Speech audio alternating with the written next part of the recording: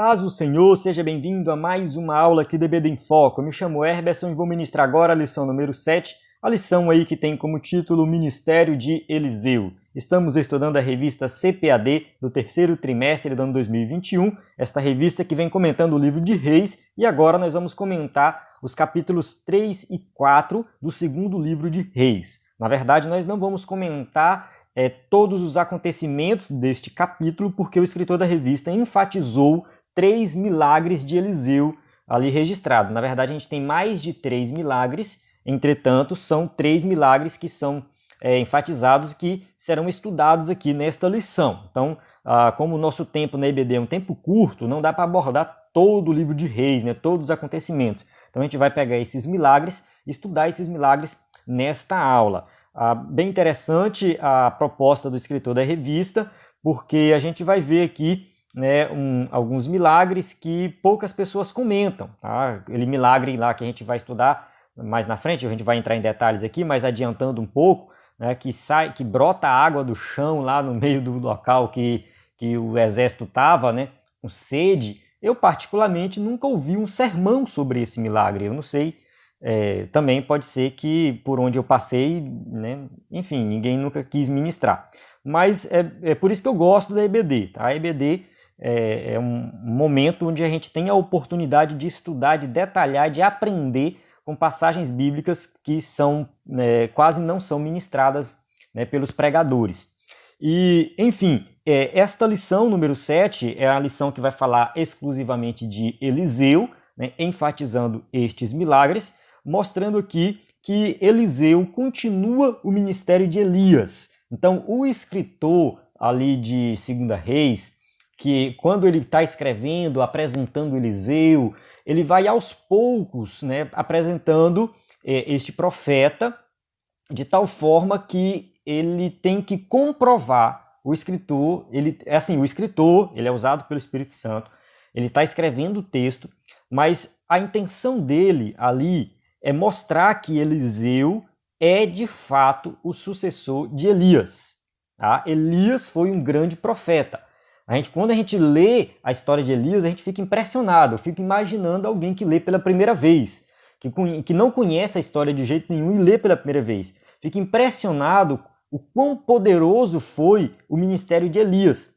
E aí, depois que Elias é levado aos céus, fica a dúvida, será que esse Eliseu que sucede Elias, ele de fato vai ter um ministério marcante, um ministério poderoso, um ministério que confronta reis, um ministério que tem milagres? Será que vai ter? Então fica esse suspense. A gente tem que ler o texto bíblico como se fosse a primeira vez, tá? Porque aí quando a gente vê ali que Elias sobe, Eliseu já pega a capa, ele pede, no caso, a porção dobrada do Espírito. A gente falou isso na aula anterior, que a porção dobrada ali do Espírito não está relacionada ao dobro de milagres, não está relacionada a ser mais poderoso, não é nada disso.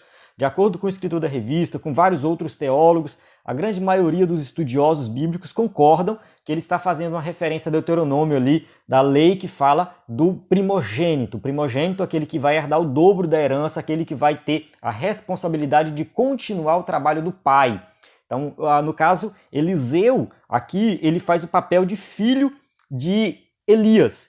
Pode observar que quando fala da escola de profeta, fala os filhos dos profetas. No caso, tem a ideia do pai, no caso, a imagem de um pai, que é o líder, e a imagem dos filhos. No caso, Elias, tudo indica que Elias era o líder dessa escola de profeta. A gente não tem muitos detalhes dessa escola de profeta, mas Eliseu, ele quer herdar, no caso, ele quer ser o primogênito, ele quer continuar o ministério de Elias. E muita gente descarta essa interpretação. A interpretação que eu estou falando é que a porção dobrada significa que ele quer ser o herdeiro do ministério, ele quer continuar esse ministério. Então era nesse sentido. E muita gente descarta porque fala assim, mas Eliseu já foi chamado para ser o sucessor de Elias. Tudo bem que Deus mandou Elias chamar Eliseu, lá onde Eliseu estava trabalhando, para ser o seu sucessor. Mas nada no texto indica que Elias contou isso para Eliseu. Tá? Nada indica no texto que Eliseu estava sabendo, tá, que ele seria o sucessor de Elias. Tá? Deus chama Eliseu, Eliseu aceita o chamado, segue Elias, mas né, talvez ele não sabia que ele era o escolhido. Tá? E mesmo que ele soubesse que fosse o escolhido, não tinha problema nenhum ele pedir a confirmação disso. Então, quando Deus faz uma promessa para nós, não tem problema nenhum nós orarmos, continuar orando, pedindo essa promessa para que ela se cumpra na nossa vida. Então, e de fato, Eliseu quis que isso cumprisse na vida dele. Ele recebe essa unção diferenciada para continuar o ministério de Elias, e isso começa a se confirmar logo no início do seu ministério. E os capítulos 2, no caso, o capítulo 2 já tem um pouquinho ali. Mas entrando no capítulo 3 e capítulo 4, a gente já observa vários milagres seguidos acontecendo. Então, o final do capítulo 2, todo o capítulo 3 e todo o capítulo 4 foram escritos para confirmar que, de fato, Eliseu estava cumprindo este ministério, né, de Elias, chamado Elias, continuando o ministério de Elias de forma poderosa. Deus estava usando ele de forma poderosa. Então, a gente vai estudar aqui 3 milagres, destacar 3 milagres, vai ressaltar que Deus usou Elias em mais de 20 milagres. O escritor da revista lista 19 no livro de apoio, tá? No livro de apoio ele coloca 19, mas eu já vi uma lista mais detalhada, né, de 21 milagres, e eu não parei para contar ainda, tá? Porque tem algumas coisas que algumas pessoas interpretam como milagre, outros não, mas enfim, não vem ao caso aqui. Então a gente vai estudar sobre esse tema. Vamos falar de milagres, vamos falar da importância dos milagres para os dias de hoje, né? Quais as lições esses milagres, né, trazem para nós, para a vida cristã, enfim. Então uma aula bem completa aqui, né, que tem como objetivo realmente explorar o conteúdo da revista e o conteúdo do texto bíblico. Vale ressaltar que a gente vai usar o slide, então a gente tem no site do EBD em Foco o slide em PowerPoint, a gente tem aula em vídeo, aula em áudio, essa aula aqui é publicada em vídeo e áudio. A gente tem curso para educadores cristãos e aula em PDF, né, um comentário em PDF, né, o slide em PowerPoint. Isso aqui é o conteúdo premium, né, para assinante. O slide em PowerPoint, cursos diversos, estudos e sermões em PDF e um curso básico de teologia. Então a gente tem esse conteúdo no site EBD em Foco. Qualquer coisa, manda uma mensagem para o nosso WhatsApp, 949-8409-2869. Tá? A gente manda também o subsídio aí gratuitamente no WhatsApp. Nós temos um grupo e tal, você pode participar do nosso grupo. Enfim, basta mandar mensagem nesse número. Então vamos lá, o textuário diz assim, ó, e disse Josafá, não há aqui algum profeta do Senhor para que consultemos ao Senhor por ele? Então respondeu um dos servos do rei de Israel e disse, aqui está Eliseu, filho de Safate, que deitava água sobre as mãos de Elias. 2 Reis 3:11. Naquela época, no Reino do Norte, a adoração a Deus, né, tinha sido abandonada, estava adorando a Baal. Então toda a comunidade religiosa estava corrompida, os sacerdotes estavam corrompidos. Então o rei, né, no caso Josafá, que era o rei de Judá, do sul, né, se preocupou, falou, peraí, não tem ninguém aqui, parece que essa região aqui não tem ninguém que serve a Deus, não tem ninguém para te consultar, né? E aí eles apresentam quem? Eliseu, tá? E apresenta Eliseu como quem? Aquele que servia Elias. Então mostrando aqui que tem, né, uma ligação entre os dois. Então está nessa fase de transição ainda de Elias para Eliseu. Tá? E aí, nesse caso, né, Deus vai usar ele com milagre, né, de forma poderosa. Verdade prática. Deus usou e ainda usa seus servos para realizar milagres. Basta ter fé e confiança no Senhor que ele opera maravilhas. A gente já falou de milagres em lições anteriores. Tá? Já tivemos aí no passado 2 ou 3 lições que tocou nesse assunto de milagres, no dom de operação de maravilhas, de curas. Na verdade, a gente já teve mais de 3 lições, eu acredito, tá? Que falou desse tema. Já entrei em debate com vários crentes da Assembleia de Deus que não acreditam mais nos milagres nos dias de hoje. Tá? Tem muita gente que não acredita, mas eu defendo e acredito e já presenciei milagres nos dias de hoje. Tá? Eu já presenciei, eu sei que Deus opera sim milagres. A gente vai falar na lição de forma mais detalhada, mas já adiantando também um pouco, o milagre não é somente aquela coisa extraordinária que a gente, né, vê acontecendo, um paralítico andando, uma cura de um câncer. Tá? Às vezes o milagre acontece no cotidiano, no dia a dia, um livramento que Deus nos dá, Deus está agindo o tempo todo. Eu defendo a ideia de que o milagre é uma maneira menos comum de Deus agir, porque Deus está agindo. Quando Deus age de uma forma menos comum, aí ali a gente vê algo extraordinário. Mas o milagre está acontecendo o tempo todo na nossa vida. E nas aulas anteriores, das lições anteriores que a gente falou de milagres, eu já comentei bastante sobre isso. Eu vou até procurar alguns vídeos e vou deixar disponível no link, tá, sobre esse tema que você pode assistir para se aprofundar. Tá? Um conteúdo complementar de lições anteriores, mas que servem para esta lição, devido ao ser o mesmo tema. A leitura bíblica em classe, 2 Reis, capítulo 3 e 4, uma leitura bem quebrada aqui, eu não recomendo você ficar nessa leitura da revista, tá? Recomendo você ler na Bíblia todo o capítulo 3 e todo o capítulo 4. Tá? Vamos avançar aqui para ganhar tempo no vídeo. Tá? A gente vai, sim, durante a aula, voltar nessa leitura e ler os versículos. Vai ser uma aula bem expositiva. Vamos para a nossa introdução, que diz assim: o ministério de Eliseu foi marcado por acontecimentos extraordinários. Nesta lição, estudaremos sobre 3 deles. O milagre das águas, que alagaram um vale, sem que houvesse chuva, a multiplicação do azeite da viúva e a aniquilação da morte presente na panela de ensopado servido por um dos servos do profeta. Então são 3 milagres. Esse do azeite da viúva é o mais famoso de todos. Quase todo mundo que prega em Reis prega nessa passagem. Eu já ouvi aí dezenas de sermões e pregações sobre a questão do azeite, mas eu, como eu falei no começo, eu não me lembro de ter ouvido um milagre sobre essa questão das águas aí que alagaram um vale, sem que houvesse chuva. Eu particularmente nunca ouvi um sermão nessa passagem. Então, não é que eu não conhecesse a história, eu já conhecia a história, mas nunca parei para meditar sobre esse milagre, que é bem interessante. Vamos lá. Então, nesses 3 eventos estão evidentes a fé, a obediência e a poderosa unção de Deus sobre o profeta Eliseu. Então a gente tem aqui, a gente tem a questão da fé, as pessoas têm que acreditar. A gente tem a obediência porque tem uma ação.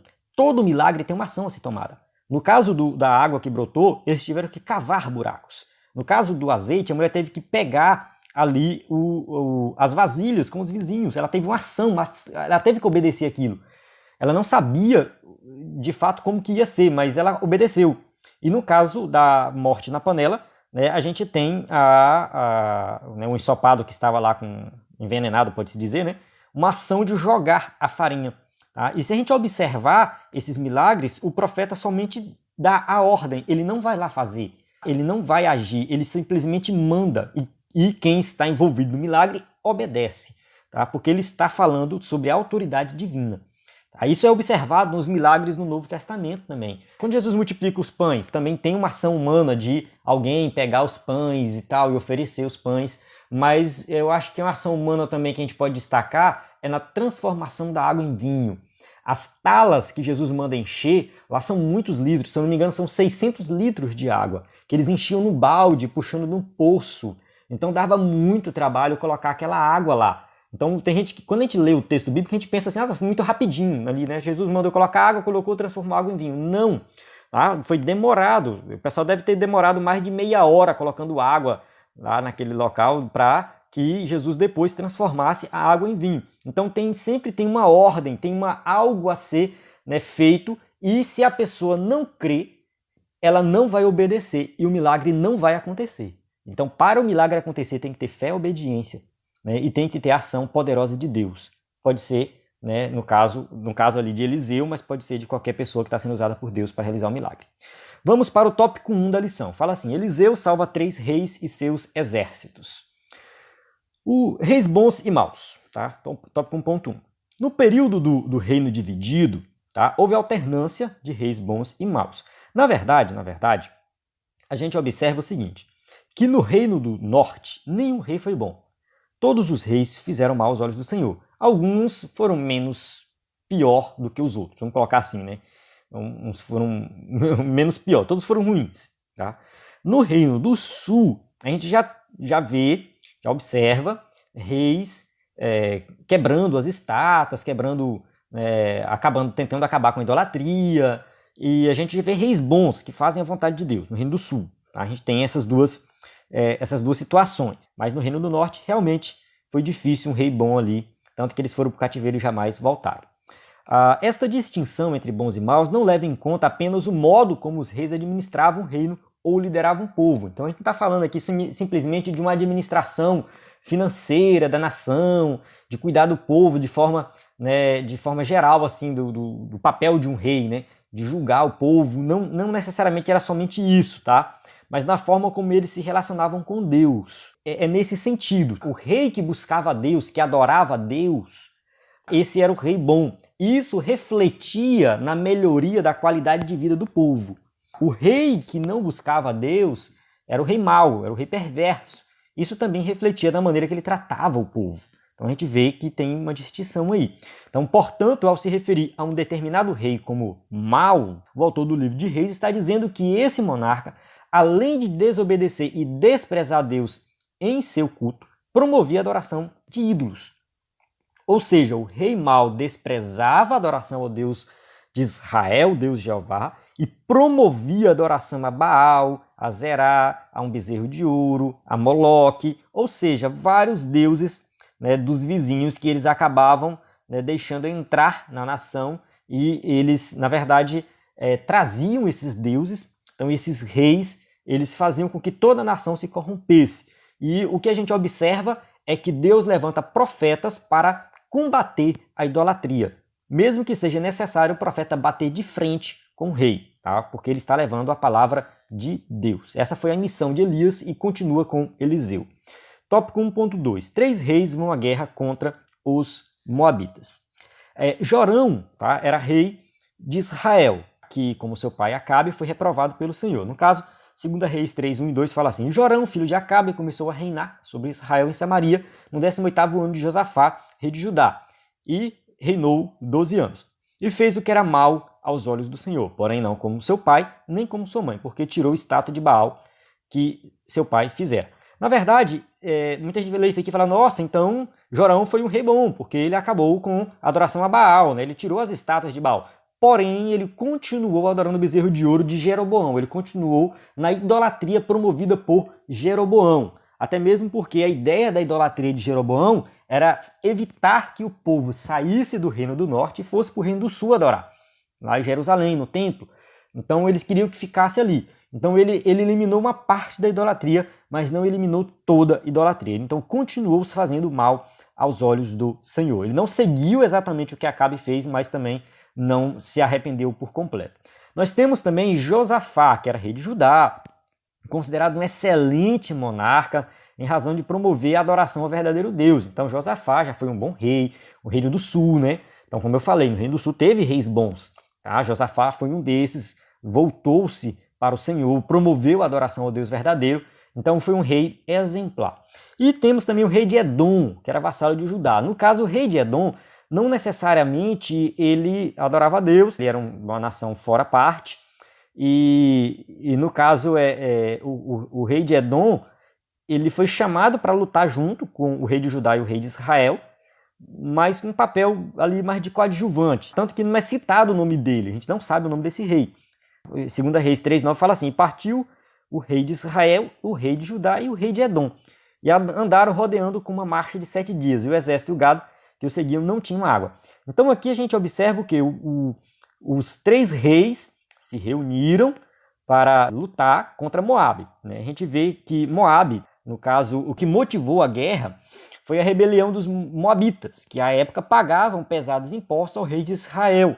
2 Reis 3, 4 e 5. Na revista está 2 Reis 3, 5, mas eu coloquei o versículo 4 porque ele fala mais especificamente do imposto, né? Fala assim: ó, então Mesa, ou Mesa, não sei como faz a pronúncia certa, né? Eu vou falar Mesa para diferenciar de Mesa. Então Mesa, rei dos Moabitas, era contratador de gado e pagava ao rei de Israel 100.000 cordeiros e 100.000 carneiros com sua lã.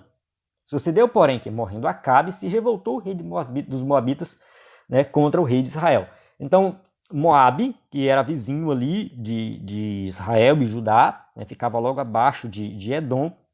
Então, por algum motivo, ele tinha que pagar esses impostos ao rei de Israel, né? Com certeza ali Acabe fez alguma coisa para que ele pagasse esses impostos. A ideia de um povo conquistar o outro geralmente era esse, né, que um ficasse pagando para o outro. E nesse caso, quando Acabe morre, né, o rei dos Moabitas fala: não vou pagar mais. E nós vamos nos revoltar contra esse povo. E o rei de Israel, com medo, claro, né, não queria entrar numa guerra sozinho, chamou o rei de Edom e chamou o rei de Judá para fazer uma guerra contra Moabe. A predição de Eliseu se cumpriu. Em respeito a Josafá, Eliseu, cheio do poder de Deus, previu que águas em abundância alagariam milagrosamente toda aquela região, sem ação dos ventos e sem chuva. Olha só, eles estavam numa situação difícil, 7 dias caminhando, tinha acabado a água, eles foram por um caminho, não sei se foi erro de estratégia, não sei o que foi que aconteceu, se foi algum tipo de seca da época que não estava previsto, não estava nos cálculos deles, mas eles se depararam numa situação sem água e todo mundo ia morrer, tá? Todo mundo ia morrer. E o que o rei de Israel, que é o reino do norte, falou? Ah, Deus nos trouxe aqui e promoveu isso para nós morrermos. Ele já começou a culpar a Deus. Olha só como é que o ímpio é, né? O desviado, né? O desviado, ele é assim, né? Ele quer fazer as coisas por conta própria, sem consultar Deus. Quando começa a dar errado, ele coloca a culpa em Deus. Ah, é porque Deus está me castigando, que Deus está fazendo aquilo. Então, tá ali o Jorão, né, que é o rei do norte, ele começa a culpar Deus. E Josafá é que tem a ideia de chamar alguém que serve a Deus, chamar um profeta. Então, Josafá, que era o rei do sul, que tinha mais intimidade com Deus, falou, não, peraí, será que não tem nenhum profeta para nós consultarmos? E aí Deus vai e manda, no caso, Eliseu. Né? Tem alguém que fala, olha, tem Eliseu, que é o profeta que servia Elias. Então a gente leu lá na Verdade Prática lá atrás, né? Então é nesse sentido. Então tem Eliseu. Aí ele manda chamar Eliseu. E chega lá Eliseu, né, fala assim, ó, porque assim diz o Senhor, não vereis vento e não vereis chuva. Todavia este vale se encherá de tanta água que bebereis vós, e vosso gado e vossos animais. Então ali ele realiza um milagre, né? 2 Reis 3,17. Ele realiza um milagre extraordinário. Tá? Ele manda cavar buracos para que enchesse de água e o povo vai beber água, o exército vai beber água. Então é um milagre que Deus realiza, não porque Deus estava, né, vamos colocar assim, preocupado com o rei Jorão, né, o rei do norte, porque o rei do norte era desobediente, era um desviado, vamos colocar assim, estava, né, ali, né, promovendo essa guerra, mas não tinha orientação divina. Mas Deus foi misericordioso, não somente por ele, mas por causa de Josafá também. E também Deus está usando Eliseu, mostrando que Eliseu é o sucessor de Elias, né, e é um profeta que Deus vai usar em qualquer situação. Então o Senhor não apenas realiza este milagre, mas também lhes entregaria a vitória sobre os moabitas. 2 Reis 3,18 ele fala assim, e ainda isso é pouco aos olhos do Senhor, também entregará ele aos moabitas nas vossas mãos.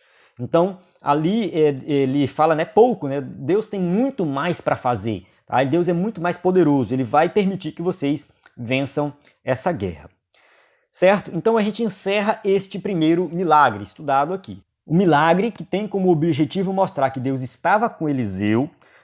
Deus confirma ali que o ministério de Elias continua com Eliseu, tá? E Eliseu ali, usado por Deus de forma poderosa, ele vai realizar esse milagre, não porque ele em si é poderoso, mas porque Deus estava com ele. O que ele fala, o que ele faz é segundo a ordem divina. Então Eliseu, ele vai agir segundo a vontade de Deus para realizar o milagre, tá? E Deus cumpre aquilo ali, Deus cuida daquele povo. Vale observar que está envolvido não somente os reis, mas está envolvido um povo, 3 nações, é muita gente envolvida. Então Deus se preocupa com o seu povo, Deus cuida do povo. Mesmo que a liderança seja corrupta às vezes, mesmo que a liderança seja toda errada, mas Deus está cuidando do povo. Então fica também essa lição aqui, desse milagre, que às vezes a gente fala assim, na igreja tal, o pastor é corrupto, o pastor é isso, o pastor é aquilo, a igreja está indo de mal a pior, mas a gente tem que observar que ali tem um povo, e a gente não pode, né, menosprezar aquele povo. Tem um povo que muitas vezes está na inocência, muitas vezes não percebeu as coisas erradas, tá? Um povo que está precisando de ajuda e Deus está cuidando do seu povo, Deus cuida dos seus, cuida daqueles que são fiéis, tá? Mesmo que a liderança não seja fiel, mas tem um povo que Deus está cuidando. Então Deus não realiza o milagre porque, né, por causa do rei no caso do rei Jorão, né, que era o rei do norte, mas Deus realiza o milagre preocupado também com o povo que estava sob a sua liderança. Vamos para o tópico 2. Eliseu aumenta o azeite da viúva. 2.1. A situação das viúvas em Israel. A vida das viúvas nos tempos bíblicos era bem difícil, pois as mulheres daquela época dependiam de seus maridos para prover-lhes o sustento. Então, o que a gente observa é que naquela época, na cultura da época, as mulheres realmente não tinham tanta liberdade quanto nos dias de hoje. Hoje a mulher trabalha, a mulher consegue se virar sozinha muitas vezes. Então a mulher ela é muito mais valorizada na sociedade de hoje. Na sociedade da época era mais difícil para as mulheres. E não é que Deus aprovava isso, Deus não aprovava, tá? Não era uma coisa que Deus tinha instituído e colocado a mulher como mais frágil, como inferior, como dependente do homem. Isso não foi uma instituição divina, não foi uma ordem divina. Na verdade, isso foi algo que desenvolveu na cultura da época, e realmente a mulher ela era 100% dependente do homem, ela dependia do marido em tudo, principalmente para o seu sustento. Quando o marido morria, no caso ficava difícil, que é o caso da viúva de um dos discípulos dos profetas de Israel. Tá? No caso, a viúva aqui, tem muita gente que confunde, fala viúva de Sarepta. Não, viúva de Sarepta é lá com Elias, tá? Com Eliseu, é a viúva que era de um dos filhos dos profetas. Nesse caso, morreu o seu marido e ela fica realmente abandonada, ela sofre as consequências disso. Na Bíblia como um todo, Deus tem uma preocupação, demonstra uma preocupação com as viúvas. São as viúvas, os órfãos e os estrangeiros, que eram as pessoas que estavam ali à margem da sociedade, muitas vezes passando dificuldade, passando uma situação difícil. Então, trazendo para os dias de hoje, essa viúva ela representa as pessoas oprimidas, as pessoas pobres, as pessoas que estão com dificuldades financeiras e que Deus está, no caso, quer cuidar. E Deus traz orientações para a sociedade como um todo cuidar dessas pessoas. Tá? No caso dessa viúva, ela ficou numa situação complicada. As viúvas, de forma geral, ficavam numa situação complicada. Faltava suprimentos, às vezes ficavam com dívidas, e ainda tinha a ameaça de seus filhos serem vendidos como escravos. Tá? Tinha essa questão no mundo antigo, era cultural no mundo antigo, que quando morria o marido, a mulher ficava com as dívidas. Então, se o marido tivesse posses, beleza. Mas se não tivesse posses, acabava que ela herdava as dívidas do marido. E também era cultural da época as pessoas serem vendidas como escravas para pagar as dívidas. Isso acontecia em todas as nações. Na nação de Israel isso também acontecia. No entanto, a escravidão na nação de Israel era um pouco diferente das outras nações. Não tinha crueldade, era proibido crueldade para com os servos, para com os escravos, e também tinha um período, eles trabalhavam 6 anos, no 7º ano eles eram livres, eles não ficavam escravos para o resto da vida, como acontecia nas outras nações. No caso dessa mulher, ela ia vender os filhos dela como escravos para pagar a dívida do marido. Não sabemos a idade dos filhos dela. Quando fala filhos, sempre vem em mente uma criança, mas pode ser um adolescente ou até mesmo alguém já adulto. A gente não sabe informação sobre isso.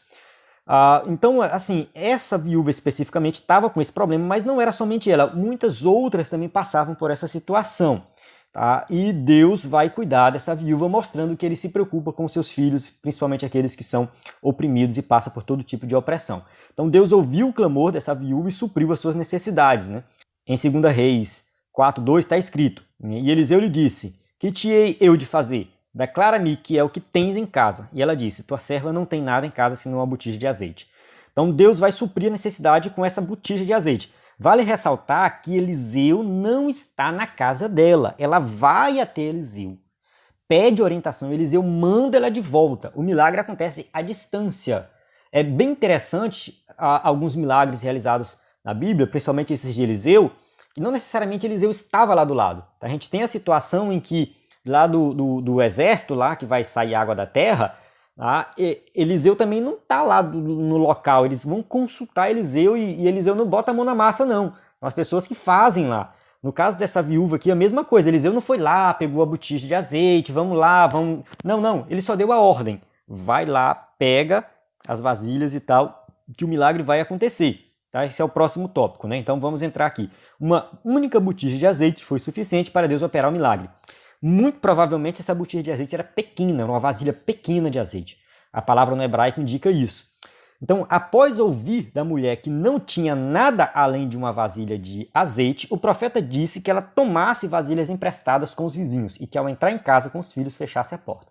Então, tá lá Eliseu à distância dando esta ordem, a mulher obedece, ela obedece.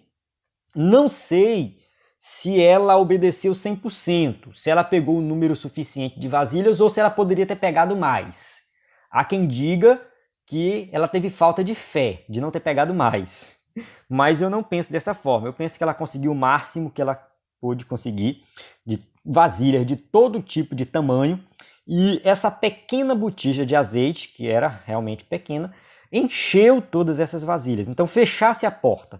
Traz a ideia também, essa ideia de fechar a porta, algo que acontece ali somente entre a família. Nem Eliseu está presente, tá? Realmente o milagre está à distância, né? A ordem era derramar em cada vasilha disponível o pouco de azeite que possuía e pô-la à parte, à medida que ficassem cheias, tá? 2 Reis 4, 3, 4 diz assim: então disse ele, vai, olha só, ele está longe, vai, pede para ti vasos emprestados a todos os teus vizinhos, vasos vazios, não poucos, ou seja, muitos.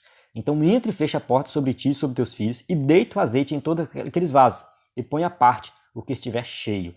Então aqui mostra que Deus está cuidando das pessoas, está cuidando dos seus filhos, está cuidando das pessoas que precisam, está suprindo as necessidades das pessoas. Tá? O profeta não está dentro da casa, não está lá do lado, simplesmente é Deus agindo.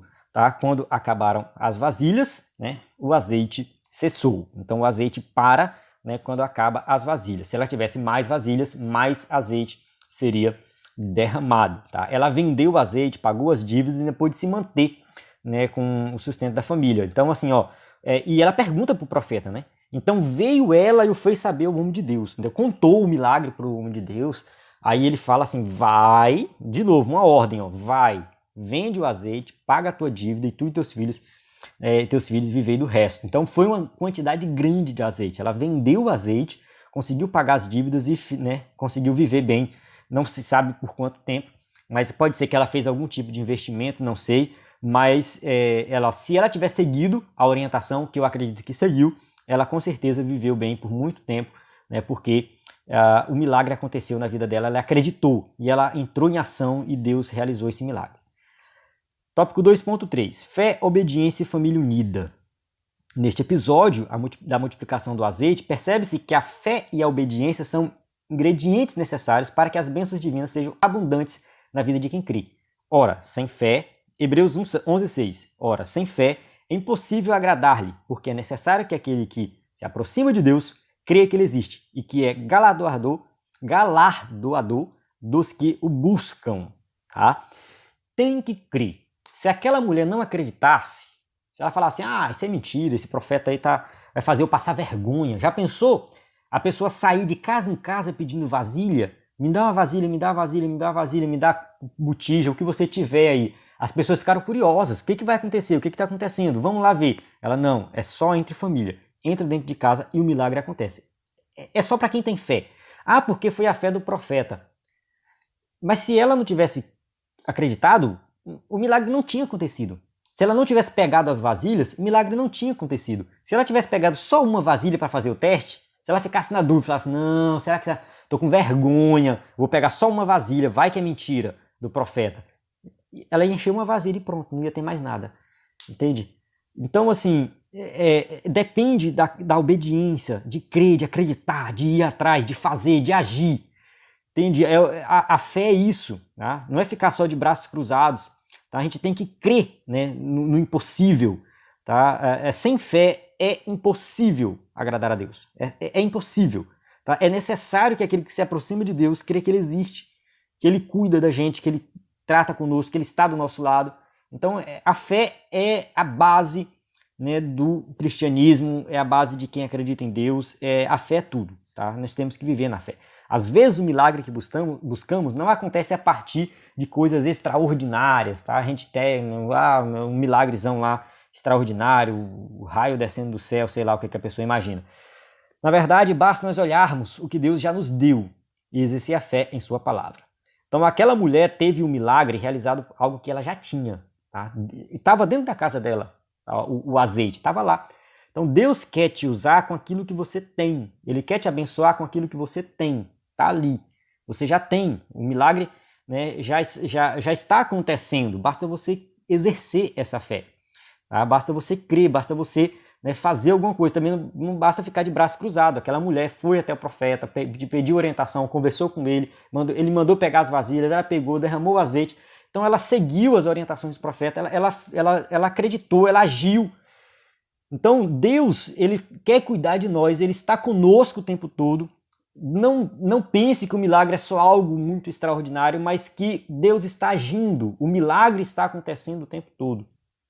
Pode ser que uma vez ou outra seja necessário acontecer algo extraordinário, tá? Mas ali tem que ter um propósito, tem que ter, né, algo por trás daquilo ali. A gente não pode também querer que Deus realize um milagre na nossa vida simplesmente para nós mostrarmos para os outros que somos melhores, que somos mais espirituais. Isso é arrogância espiritual. Tem gente que pensa assim. A gente tem que ver que Deus ele realiza o milagre, mas ele tem um propósito. Às vezes ele quer te dar saúde para você pregar o evangelho, ele quer te dar saúde para você cuidar da sua família, dos seus parentes, cuidar dos necessitados. Às vezes Deus quer te dar, né, uma vida financeira melhor para você cuidar das pessoas que precisam. Então tem um propósito e o fim de tudo é glorificar a Deus. Será que o milagre que você está pedindo é para a glória de Deus? Porque se for para a glória de Deus, com certeza ele vai realizar. Agora, se você estiver pensando, né, de forma, né, em um milagre só para você, né, se beneficiar e não é para a glória de Deus, então tem algum problema aí. Então, ao pedir a mulher para fechar a porta, né, o profeta indicou que o milagre deveria acontecer na intimidade da família. Isso significa que Deus se agrada de uma família unida em torno de um ideal sagrado. Então, para encerrar essa parte aqui desse milagre, né, nós entendemos que Deus trata especificamente com a família. Nesse caso aqui, né, ela foi dentro da casa dela com a família, algo particular. Tá? Deus tratou dessa forma e às vezes Deus quer tratar contigo dessa forma também. Né? Basta você, né, entender esse mistério aí e se colocar na família. E tem a questão também de você estar passando por um problema, compartilhe com a família. Não fique isolado ali achando que, né, você vai resolver sozinho. Não, compartilhe com a família, trate com a família que Deus realiza o milagre na família. Tópico 3. A morte que havia na panela. 3.1. A escola de profetas. Os filhos ou discípulos dos profetas, né, estavam radicados em Betel, Jericó e Gilgal. Há quem diga que o Gilgal citado nessa passagem do capítulo 4 é um outro Gilgal, não é esse aqui perto de Betel e Jericó, mas eu não vou entrar em detalhes nisso aqui. Tá? A questão toda é que, né, existiam ali um certo grupo que se reuniam para estudar a palavra de Deus, para aprender mais de Deus, eram chamados de filhos dos profetas ou discípulos dos profetas. Nesse caso, é chamado de escola dos profetas. Tá? Os alunos, nessas escolas, né, os alunos eram encorajados a buscar uma melhor compreensão da palavra de Deus, desenvolviam um relacionamento com o Senhor e contribuíam na manutenção da resistência contra a apostasia e a idolatria que imperavam em Israel. Então, vamos lá. Não existe detalhes sobre a escola dos profetas, como que ela acontecia, como que eram os detalhes, o que eles estudavam, mas ela é citada várias vezes. Então a gente entende que existia sim um grupo que se reunia num local específico para tratar das questões espirituais, que era chamado de escola de profetas. Estes filhos dos profetas, eles, né, estavam ali contribuindo para a pregação da verdade, a defesa, né, da lei de Deus no meio de uma nação que estava envolvida com idolatria. Então, a gente não pode pensar que só tinha Elias e Eliseu como profeta. Não, tinham outros profetas. Tinha outras pessoas que também estavam agindo, que estavam trabalhando, que estavam profetizando, que estavam entregando palavra e quem sabe até realizando milagres, que não está registrado na Bíblia. Não está registrado, mas tinha. Então, se a Bíblia cita essa escola de profeta, então significa que tinham sim pessoas, né, que estavam contribuindo, colaborando com a obra de Deus ali nos bastidores. Isso serve de lição para nós hoje.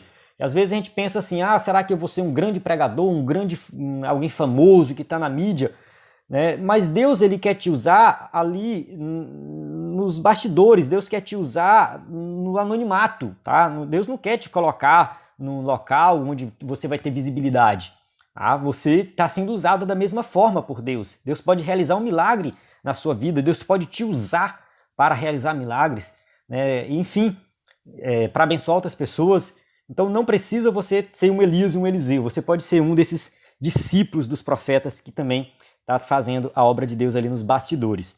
Por isso, eles eram perseguidos por alguns reis. Olha só, a gente tem o caso de que Jezabel estava matando os profetas. Quem eram os profetas? Eram justamente esses, tá? Que não estão registrados aqui o nome deles, mas eles eram profetas. E Obadias tomou 100 profetas e de 50 em 50 os escondeu numa cova e os sustentou com pão e água. Quando Jezabel estava querendo matar os profetas, esse homem chamado Obadias, né, está registrado em 1 Reis 18:4, ele vai esconder 100 profetas. Então era uma quantidade grande de profetas. Tá? Muita gente estava buscando a Deus e de forma, como podemos assim dizer, direta. Tá? Não era o povão do dia a dia, não. Pessoas compromissadas com a obra de Deus.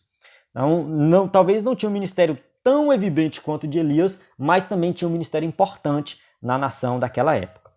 3.2. A morte na panela.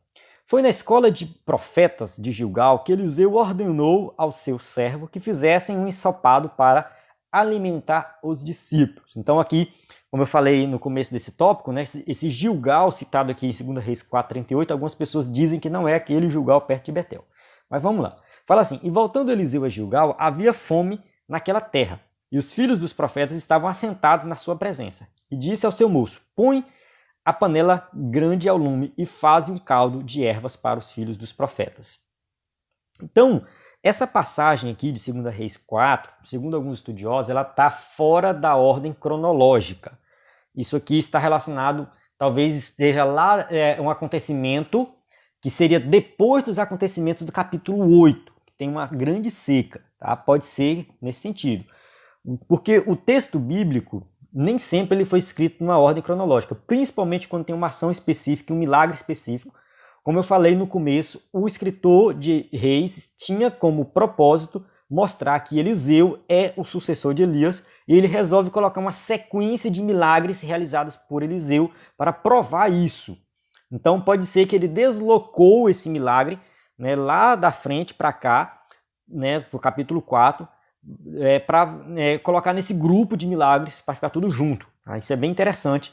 É uma estratégia, no caso, literária, tá? Uma estratégia literária. Então, mas isso não faz o texto bíblico perder o seu valor. Tá? Só deslocou da ordem cronológica. Isso acontece o tempo todo nos evangelhos. Tá? Os evangelhos não necessariamente foram escritos em ordem cronológica.